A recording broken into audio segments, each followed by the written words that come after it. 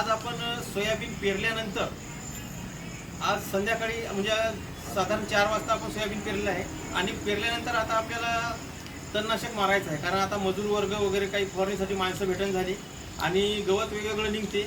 आपल्याला 40 दिवसापर्यंत कुठल्याही प्रकारचं गवत उगवलंच नाही पाहिजे आणि त्याच्यानंतर आपली जी सोयाबीनची झाडं असतात ते झाडं एकमेकाला मिसळले पाहिजे आणि त्याच्यानंतर मिसळल्यानंतर कुठल्या प्रकारचं आपल्याला गवत वगैरे निघत नाही.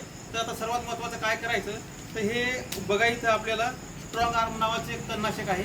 हे आपल्याला उगवणीपूर्वी टाकायचं आहे, सोयाबीन उगवणीपूर्वी. तर आता याचा वापर कसा करायचा, आता हे पेट्रोल पंप असेल तर याचे 5 पंप करायचे एका पुडीमध्ये आणि जर आपला बॅटरीचा पंप असेल तर याचे 6 पंप करायचे आणि 12 ग्रामची ही पुडी आहे. तर अशा प्रकारे आपण याचा वापर करू शकता आणि साधारणतः 40 दिवसापर्यंत आपलं शेत हे तणमुक्त आपण ठेवू शकता.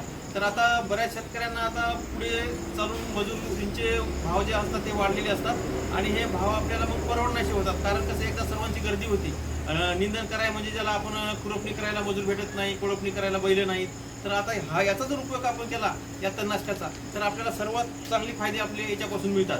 तर आता आपण इथून म्हणजे आज आपण 4 वाजता पेरणी केली तर हे 36 घंटेच्या आत आपल्याला इथं फवारायचं आहे शेतामध्ये, काळ्या शेतामध्ये, म्हणजे हे पूर्ण बीज आहे तणाचं ते पूर्ण मारून टाकते. तर अशा प्रकारे याचं व्यवस्थापन आपण आपल्या शेतामध्ये याचा उपयोग करू शकता आणि एकदम चांगल्या प्रकारे तणमुक्त आपलं शेत आपण 40 दिवसापर्यंत ठेवू शकता. त्याच्यानंतर झाडं मोठे झाल्यानंतर सोयाबीनचे कुठल्याही प्रकारचं गवत निघत नाही आणि आपलं शेत एकदम शेवटपर्यंत तणमुक्त राहते. तर याचा उपयोग आपण अशा प्रकारे करू शकता. तर हे आपण लवकरात लवकर 36 घंट्याच्या आत वापरू शकता. धन्यवाद.